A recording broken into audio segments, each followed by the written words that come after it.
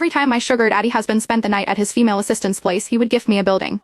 In the 2 years since our marriage, I had acquired 96 commercial properties scattered throughout the city. It also meant that the man had hurt me 96 times. When the 97th property deed was handed to me, his assistant immediately sent me a gloating video. So what if Nathan gives you money? I've got his heart and body. You may be a supermodel, but you can't even get your own husband to sleep with you, can you? I didn't argue with her. Instead, I graciously sent her a set of new Victoria's Secret lingerie from my latest runway show. When my husband found out about my generous gift, he rewarded me by allowing me to accompany him to a high-mass society party.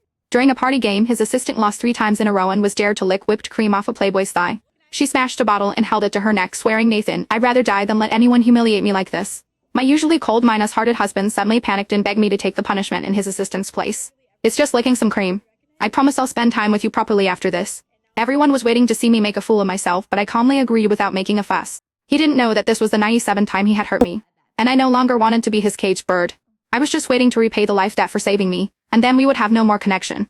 Well, looks like the supermodel agreed to lick it after all. Nathan sure knows how to handle women. What if she doesn't like the cream? Are they really going to make Lauren do it? She's Nathan's true love. The mocking laughter around me was deafening, and I felt utterly humiliated standing there.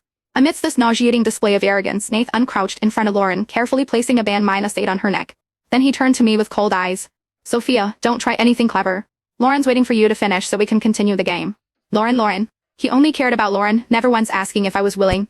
He had completely forgotten that I was his wife. He had also forgotten that just a few days ago, I had miscarried because of her, and I was barely able to stand here today. Seeing me hesitate, someone suddenly pushed me. "What are you standing there for? Go lick it, don't tell me you're backing out now." I stumbled but managed to steady myself. When I looked at Nathan again, his eyes were completely focused on Lauren. 96 times. This is the 90-6th time, I counted silently in my head as I stiffly walked towards the man with whipped cream on his leg, a notorious playboy in our circle. Just as I bent down to kneel, the playboy suddenly grabbed my chin. He looked at Lauren and said, "Miss Lauren, this isn't right. She lost to me 3 times. Licking once isn't enough. How about we play stuff the egg? If you can persuade her to do it, I'll forget about the punishment." Stuff the egg? What's that? An unnamed fear suddenly surged through me, and I quickly looked towards Nathan. But in the next second, Lauren was already pleading with Nathan, clinging to his arm and pouting.